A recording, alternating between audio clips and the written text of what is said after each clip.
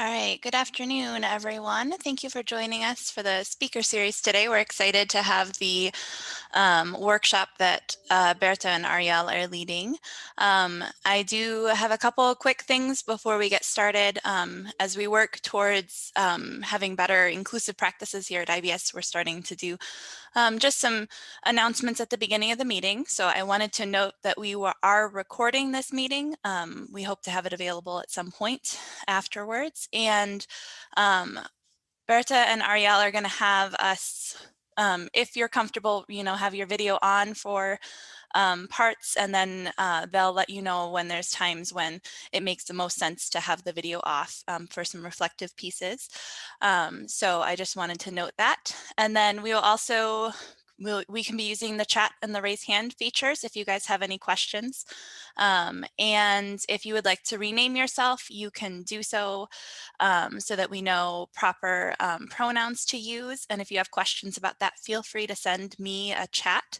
So if you don't know how to do that, I can help you.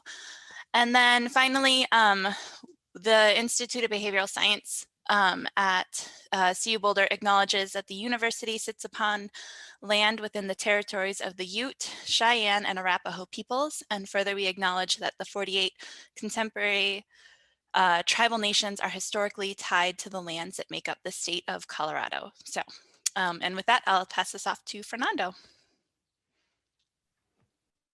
Thank you, Eileen. Thank you very much, everyone, for coming to this special version of our seminar series in which we thought it would be a good idea to offer this workshop that Bertha and Arielle will facilitate, in which they are offering these kinds of workshops around campus based on workshop designed by anthropologist Jason De Leon, who has done a lot of work on the Mexico-US border around the issue of the crossings and the archaeological evidence, right, so to speak, of the unfortunate number of people who cross and die or otherwise leave artifacts behind and so on. So to understand a little bit of that impact, right, they're going to walk us through the workshop. I'm sorry if I'm butchering the general theme, the specifics of the workshop, but I'm sure that they'll come more to light. So again, thanks to all of those of you who are here for this special, again, as part of our seminar series. Which you can, if you're teaching a course related to these issues, you're most welcome to contact Arielle and Bertha and ask them for an encore. So yeah, Bertha Bermudez is a sociology graduate student and a IBS affiliate with interest on the border and in the sociology program. And Arielle is the heart of the Latin American Studies Center, I would say. Has been assisting the different LAS directors for the past couple of years, on and off, I think, but she's being, I think, the most solid presence in LAS and really has kept a lot of our events alive and active, a very active center, an even more active center than in the past, even though it was already quite active in the past. And she's also an anthropology graduate student here at CU Boulder. So I'll leave it to you guys, and so we can get to business. Thank you. Thank you, Fernando. Thank you so much, everybody, for being here. My name is Arielle Milkman. I am a PhD student in the Department of Anthropology, and my research interests are in migration, the anthropology of work, and environmental remediation projects in the Western United States.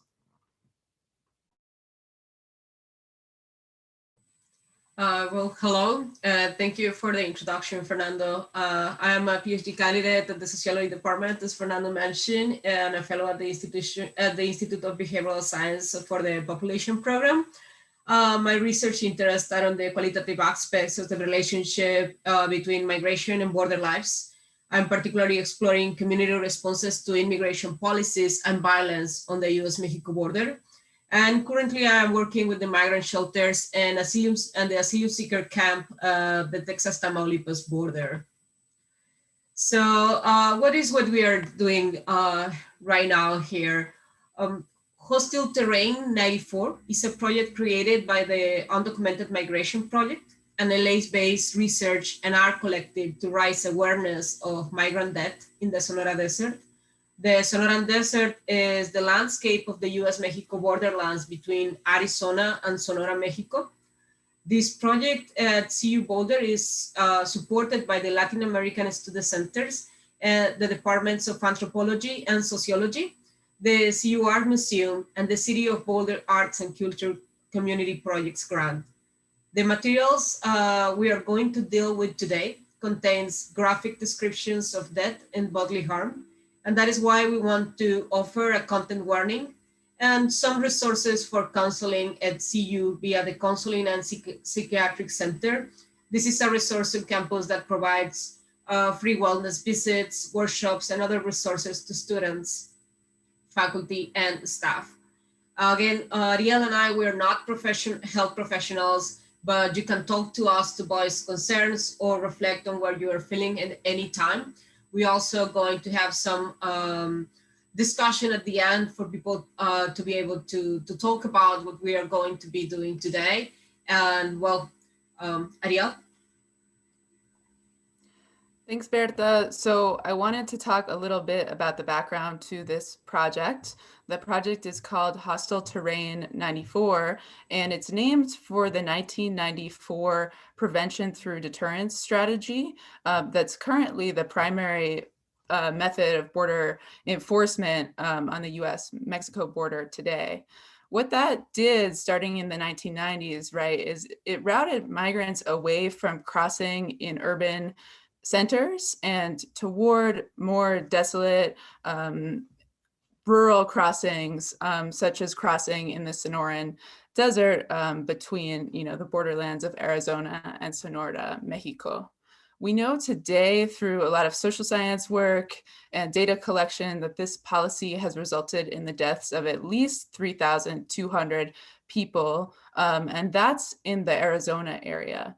Another thing that we know is that movement has continued, but has moved more toward the Texas borderlands. And I think in a few minutes, Bertha is going to talk to us a little bit about what she's seeing in the field right now. And I think that after the activity, we can have an interesting conversation about, what folks might see as interesting research areas to continue in studying prevention through deterrence as a policy that's very much alive and well today. So maybe we can go to the next slide and we can talk a little bit about the logistics of what this project is going to look like. So today you've all been assigned a toe tag to fill out, and these tags represent the life of a real person who died making this journey. We're going to fill out these tags together. And then our hope is that we'll be able to install this project in the fall in 2021. The CU Art Museum is one of our partner organizations. And they have plans with us to put this up on one of their walls. So it's about 17 feet wide by 10 feet tall. Oh, I think we lost Bertha. I know that the internet can be a little bit touch and go, but I'm sure she'll hop back on in a second here, and she can show us the visualization of what the wall is meant to look like. But anyway, the idea is, I think the viewer, when you're looking at the wall, you get this picture of the enormity of the loss, but you also get a picture of the map of the US-Mexico border. And I think it's, the idea is that it's a space for reflection and sort of, thinking about how this policy, even though we might be far away from it in Colorado, affects us all. Do folks have any questions about this? As I just want to kind of wait for Bertha to hop back on, and I can see folks putting helpful links in the chat. Oh, she's back. I'm sorry. That's okay. Bertha, do you have capacity to share the slide with the view of the wall when it's installed? Sure. Give me 1 second. I'm super sorry. My internet did it again. Bertha, if you want to email it to me, I can be another backup person. Oh, great. Yes. Thank you. Mhm. Yeah, so this is what we wanted to show you. This is what the installation looks like. We're gonna hear a little bit about Bertha, about her research now, and then after that, we'll be showing you all how to fill out the tags. And we have a module for that. So I'm seeing some questions come in the chat, and I think we'll address those as we continue with the workshop. So regarding Bridget's question, we've assigned the tags to folks who signed up in advance for the workshop. And so if you signed up in advance, you'll all have specific tags assigned to your name. And if you're here and you didn't sign up in advance, that's great. You could just go ahead and privately message me, and I will go ahead and assign you a tag now. Okay, I'm back and switch to my phone. I'm just going to send this really fast to, or can you share the screen just for the photos, Arielle? Yeah, I can share it, and I think we'll Okay. be good then. So let me just Okay, I'm now on my phone data, so we won't be having more trouble. Sorry about this. Okay, so so what is happening in Tamaulipas is that it's actually two things are coming in together. First, we have an important amount of people who are being deported from the interior of the United States to this very violent cities. So we have an important number, hundreds of people being deported to these cities that are not only very violent, but also does not have the resources to receive these people and to protect them from the drug cartels, but also to offer jobs or any kind of infrastructure for them.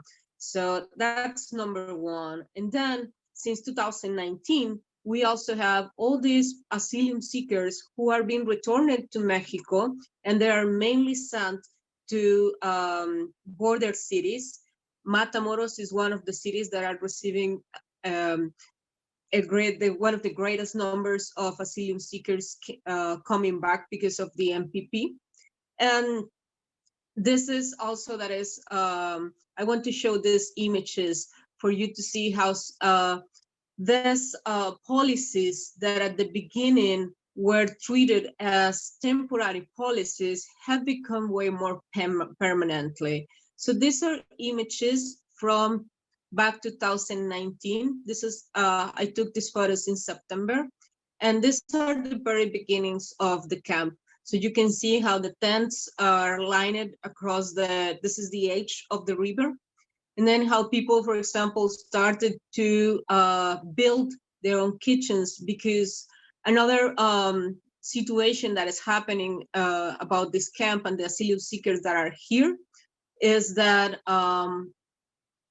this is not an international recognized camp. So all this support and help that came into this camp came directly from humanitarian aid. There are not the UN, the presence of the UN is not here, or any other kind of international aid from other countries are coming here.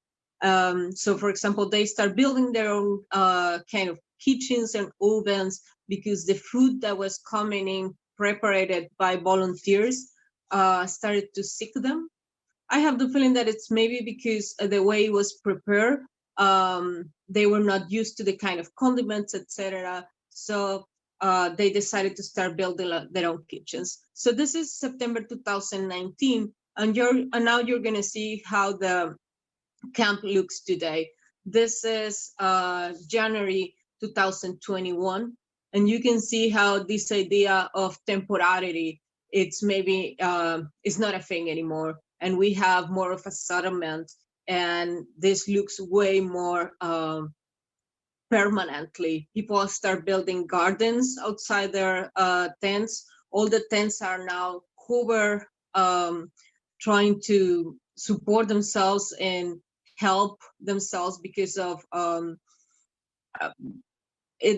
Matamoros have extreme heat, but also has a really powerful hurricane season, and the winters can be very, very cold as well. So people are starting to protect themselves from that. And also they find a way to have better kitchens to cook their own food, because also after COVID-19, most of the humanitarian aid stopped coming because it came mainly from Brownsville, Texas, and since the borders are temporarily closed, it's getting harder and harder for the aid to come. So the resources they have now to get food and to not only food, but medical attention, clean water, etc., are way more reduced. So this is how the camp looks right now. And this is an example of an extension of prevention to deterrence. And one of my feelings here is that one of the reasons this camp is still here, but also why none of the resources needed are provided, is because they are trying to tire these people by leaving them in these living conditions for so long. I just as a reminder that since COVID-19 started in March last year, all the court appointments that they had were suspended, and for now nobody have a court date before June 2021. So people are expecting that they're going to have to be living like this for another 6 months, and that's going to be mostly 2 years. Another thing that happens with these asylum seekers is that when they were returning to Mexico, nobody told them that they were going to be turned back into Mexico. What the Border Patrol officers and CBP officers told them was that they were going to be sent into a shelter. And well, that was not the case, because the point when MPP started, they were just living on the streets for weeks until the first humanitarian aid came in, providing the tents that you saw in the other picture. But well, we can talk more about what's happening in Tamaulipas and how prevention to deterrence look like over here. But let's continue with the workshop and what we are going to do today.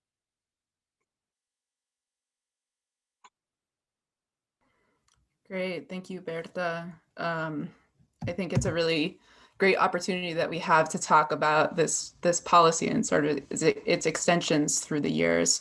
I'm going to put in the chat now a document that you will need to actually do the activity with us. And I'm also going to share my screen here so that we can start to look at this. If folks are starting to, it looks like people are starting to get into this document, so I'm glad that it's accessible to you all. This document, if you scroll down, it has a number of instructions, and then you will also find your names assigned to different tags. And I've seen messages from a couple of folks who didn't get assigned to tags yet. Please bear with us. We'll get you assigned in just a few minutes here. But we actually want to show you a demonstration of how to do this all together before you start doing the activity individually. So it might be tempting, as you see this document here with all the directions laid out, to just get into it yourself, but please hold back and just watch the demonstration with us together, and then we can take any questions, and then we'll give some time, probably about 15 minutes, for you to tackle this on your own. So I'm going to put myself on mute now, and I'm going to be screen sharing as Bertha tells you the directions to go through this. Okay, so the first thing we ask you to do, that I think almost all of you already did, is to open the document that Arielle just dropped into the chat. And then what you're going to do is to scroll down and find where are the, find your name and the tag that you're assigned in the table on page number 2. So in this case, Arielle has sheet number U14, and the number of the tag that she's going to be filling is tag number 10. Okay, so look at your name so you can kind of visualize this a little bit better. Then what we are going to do is that we are going to make a copy of the online toe tag document. The online toe tag document is located on the document that we share on the chat. And you're going to click there, and then you're going to put File, Make a Copy. And the way you're going to name that is your first name, your last name, and then you're going to put the number of the sheet that was assigned. In the case of Arielle, it was U14, and then the tag that she's going to be filling. All of you have assigned 2 tags. In the case of Arielle, it's only 10. Well, 1, so it's tag number 10. Okay, once you save that, that is the document that you are going to be working with. Now, you are going to open the spreadsheet titled CU Boulder Participants Copy Sheet of Envelopes. That's Arielle is now clicking on there so you can see on the screen. Open that document. And on that document is when you're going to find all the information that we are going to fill into these tags. How to navigate this? It's quite, if you're familiar with Excel, this should be easier, but I'm still going to go through every detail. So the first thing you have to do is to go all the way down into the document where all the little tabs are, and locate the tab with the letters that we assign you. In this case, it's U14 for Arielle, but for each of you, it's going to be a different one. Those are not alphabetically arranged, so you can browse them. I think it's not, they are all together. So if you can locate U14, you're going to see the one that is assigned to you. Then you're just going to scroll into that document and find the tag that is the tag that is assigned to you. For the case of Arielle, it's tag number 10. Here is another thing that is very important for all of us to notice, and is that some tags are color white and some tags are color orange. It is very important that when you start filling your tag, you only fill the tag color that is assigned to you. The difference between white tags and orange tags are if the body that was found was identified or not. So all the white tags are people that we know their identities and we know their names. And the orange tags are unidentified people. So that's why it's important that you fill the correct color. So now that we have this, we go back to the online toe tags. And here is what you have to do. In the case of Arielle, she's going to be filling the orange one. You have 2 pairs of each, 2 pairs of whites and 2 pairs of oranges. And if you keep scrolling down, you're going to see that you also have the back of those tags. This back, and this is up to you. You can click on it and you can leave a message as well. You can type something there, anything you want, a filling, an association that comes with to you, a memory, any message that you want to leave about this process. But if we go up right now, let's show you how to fill these tags. So the first thing you have to do to be able to fill the tags is to double click on the tag that you are going to be using. That is going to open a drawing window. On that drawing window, let me get into, it's U14, right?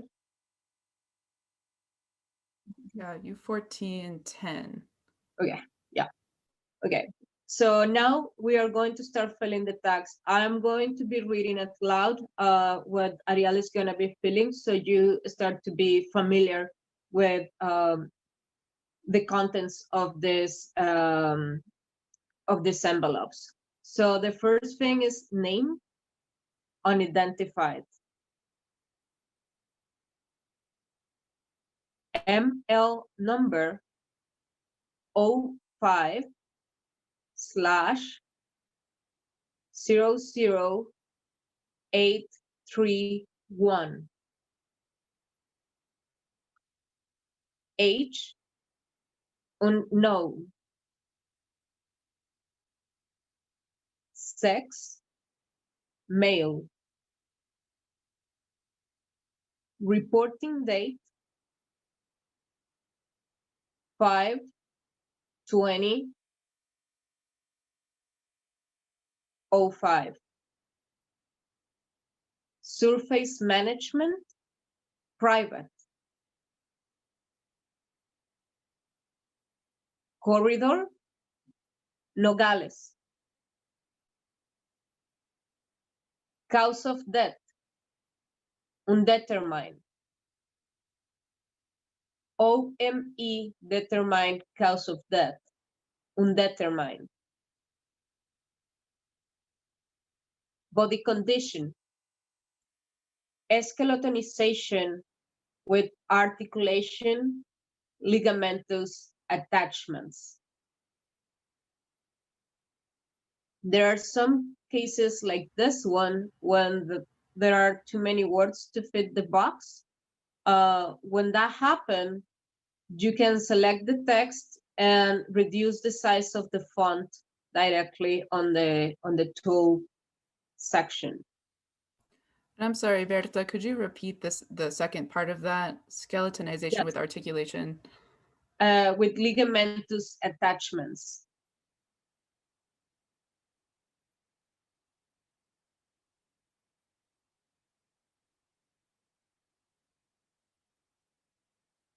County, Santa Cruz.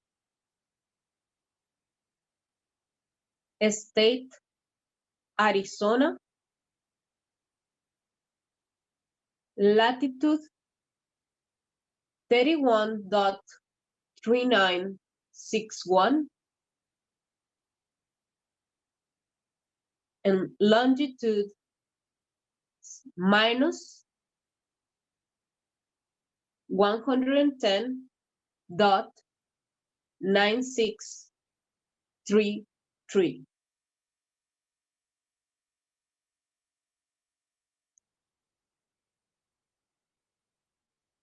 When this is all completed, what we ask you to do is to send this document to Arielle at Arielle Milkman. We're going to drop the email on the chat at colorado.edu. And if we go back to the instructions, you are going to find also a glossary. In this glossary, you can have more information about the tags you are about to fill in. So feel free to take a look. There you're going to find a lot of information. For example, what is the difference between cause of death or OME determined cause of death? That is mostly like a summary that the team did is cause of death, and then you're going to find the specifics of the medical team that find the bodies. And well, feel free to stop in, read the document, and all the information about this envelopes is going to be there. Another link that we have, and we'll love if you have the time to write something there, is the Jamboard link. The Jamboard link is it's a board that we created to hear a little bit more of the voices of the people who are participating in this project, and to have a kind of a virtual conversation on what we are going to be doing.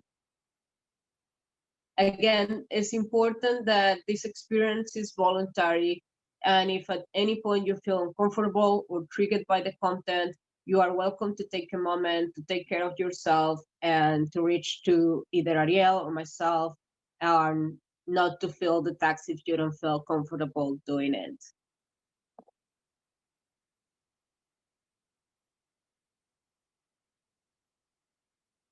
And Yeah. well, I don't know if you have any questions before we start.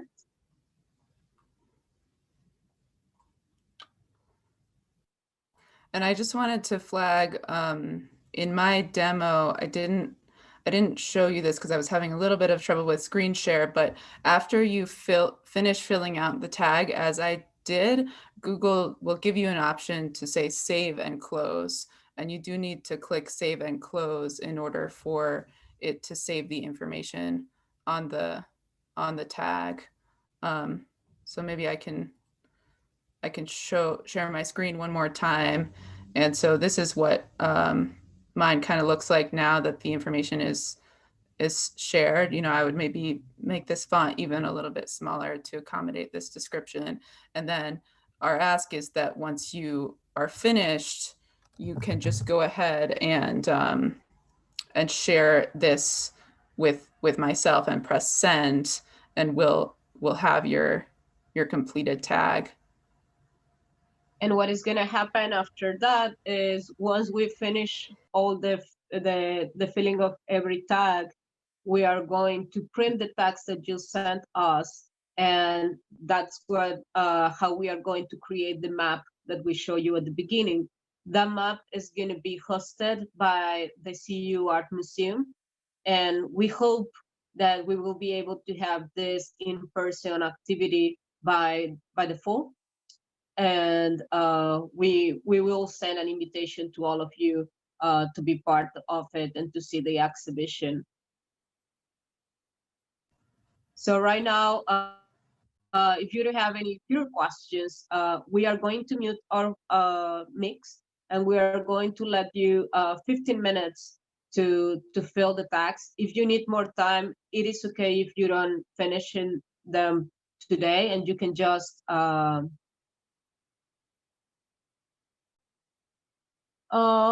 okay, so the information for the tags are, if you, Jane, open the Word document that we drop in the chat, is the one with the red fonts and the yellow highlight. And is the document that has all the information is the spreadsheet participants copy of sheets of envelopes. Arielle just drop it there again.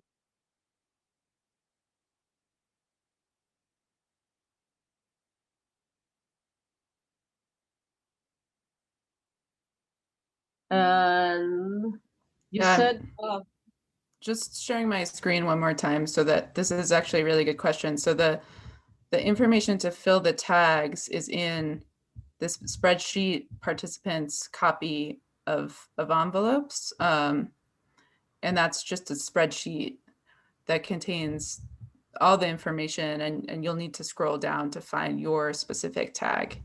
Got it. But I still can't copy the tag.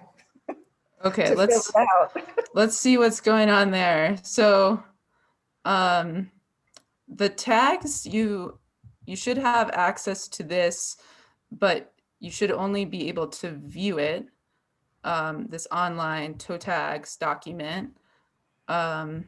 Maybe just like thumbs up, or other folks able to get into that online toe tags document? Okay, I'm seeing some nodding. Yeah, and then you just want to go down to File and make a copy. Okay. And Gmail usually just like is great at creating new tabs for you. So you would just, fill this in with your name and ideally your tag if you have that. But I'm just going to do this quickly. So I'll just say Arielle's tags, and then I just press OK, and it creates this new tab for me with that. Did that help? Were you able to find the copy No. document? Okay. It's blocked because of your screen, I think. Okay. Let's why don't we work on that one-on-one if you feel comfortable chatting with me, and we can chat about it. Okay. Great.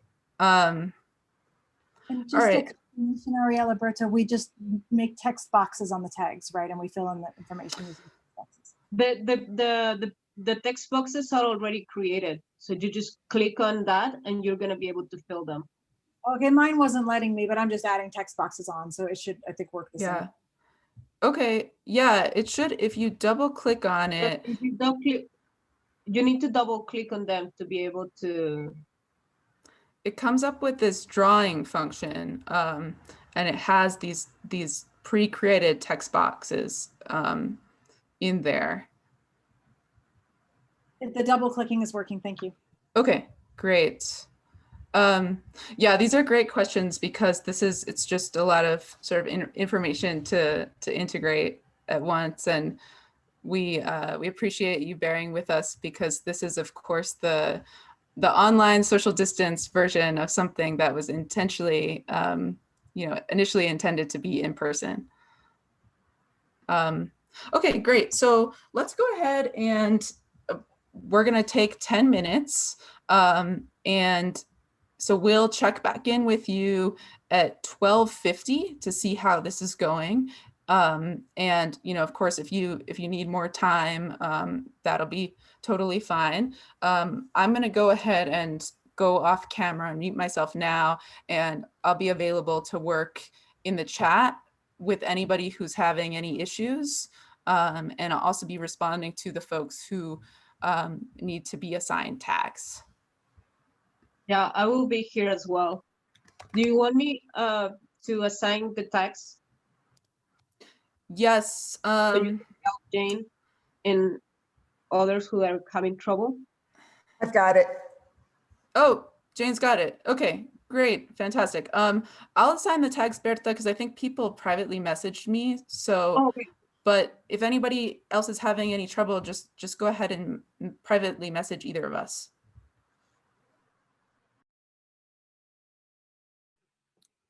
So has anyone else gotten through a tag? Because when I saved and closed it, it's gone really kind of bonkers.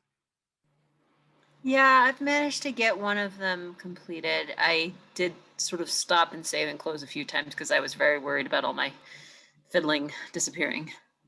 Sometimes I've saved and closed and then just hit refresh on the on your browser, because sometimes it doesn't show up immediately, but as long as you've hit save and close, it should be in there. I think it's just a little slower than other Google Docs functions.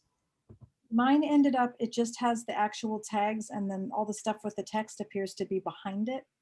And so there's just like now 4 blank tags, and peeking out are little bits of the cards that were on the tags. So I'm not sure what happened, but I can try to start it over unless anyone's run into this problem. I'll just start it over. And the first time I saved it, it seemed to collapse the pages into one page. And so like the back of the tags were on the same page as the front of the tags. I just hit like enter once on one of the pages and it went back to the way it was originally. I'm not sure what was going on there.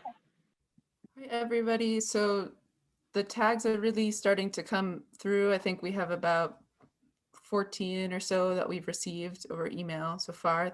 Thank you so much for doing that. I know that a lot of folks are still working, but we wanted to bring you back to this space so that we can discuss and decompress a bit about this activity as a group. And then, of course, if you are still working, we would love for you to finish up after the workshop has concluded and send us the materials then.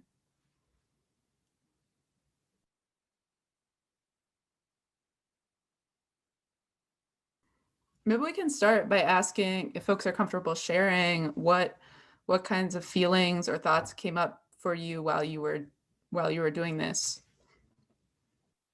I'll go, I guess.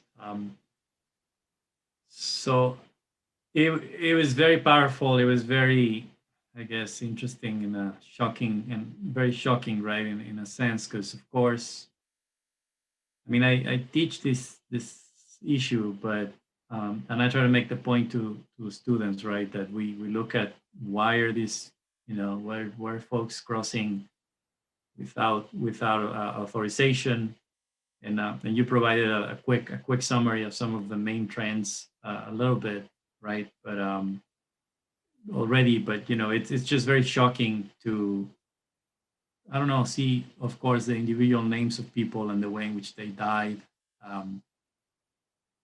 And to think of basically trying to think of the backstory, right, of this person was trying to, I don't know, just get some money to be able to pay some debt because they got into debt because they were, with a loan shark in their town, right, in their sending community, because the harvest failed, or they're fleeing violence. They're just trying to basically make more money working in construction here in order to, build a house back home and get married, or build a house back home after getting married, and those kinds of stories. And then you think of everything people risk, right, and why they do so, while also thinking about the general system, right, the way the system works is frustrating in many ways.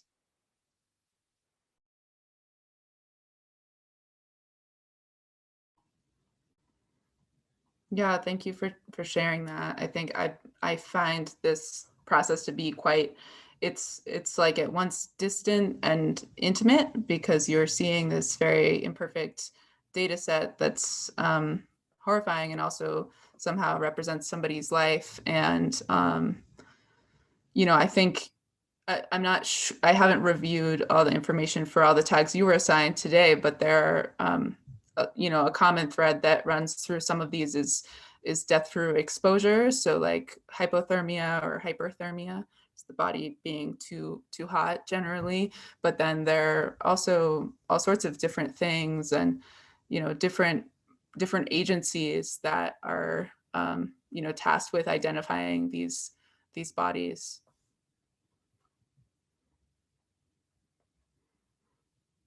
Any other feelings or thoughts that came up, maybe for folks who haven't been in such close contact with this topic over the years as well? Anger.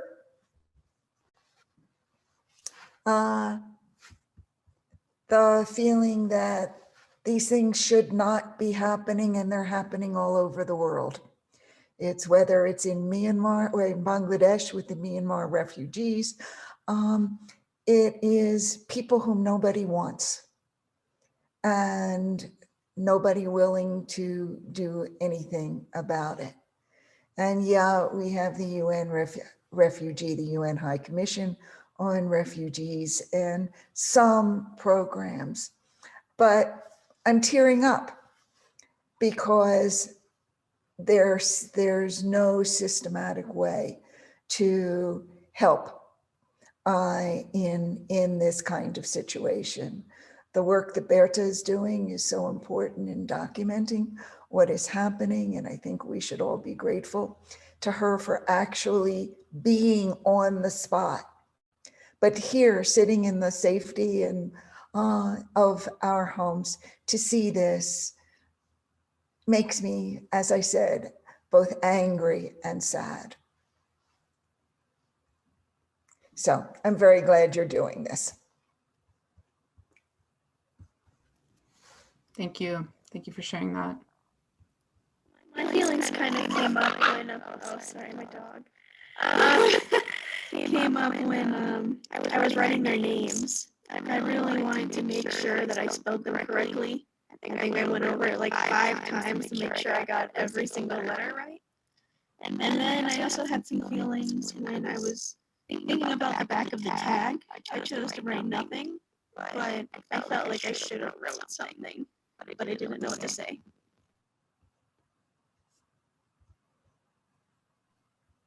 Yeah, I think it's a hard thing to be able to write something back there.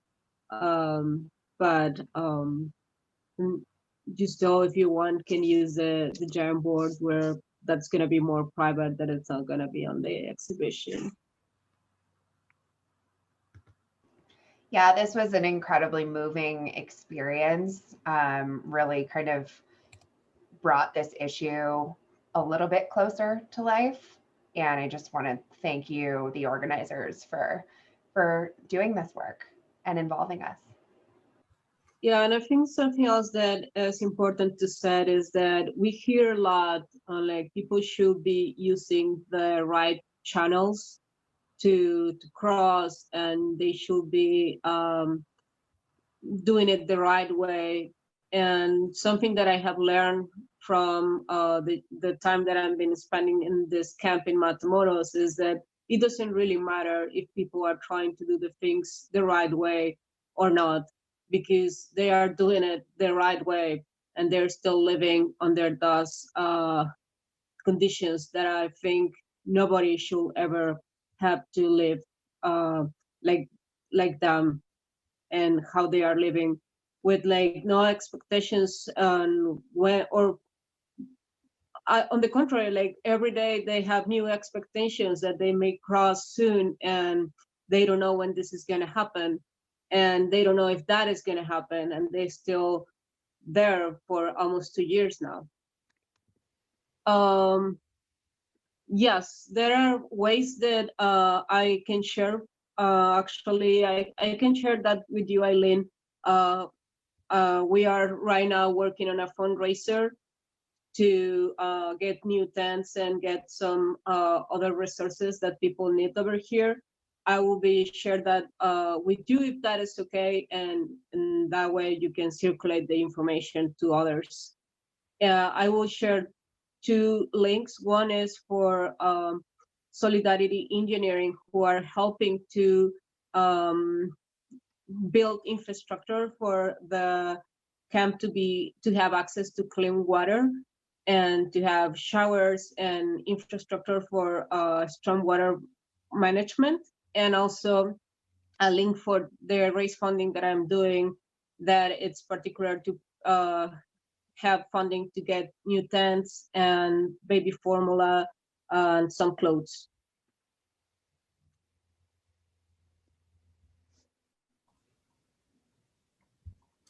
Thank you all so much for being here.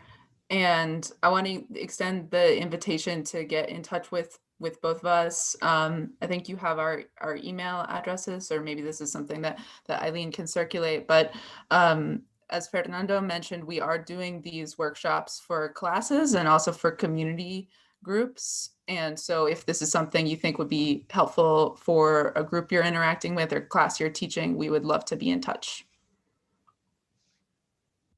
Yeah, it doesn't have to be a class on immigration, as if you feel like your students will be interested, or if you want your students to know about this, just email us and we will be happy to accommodate you through our schedule.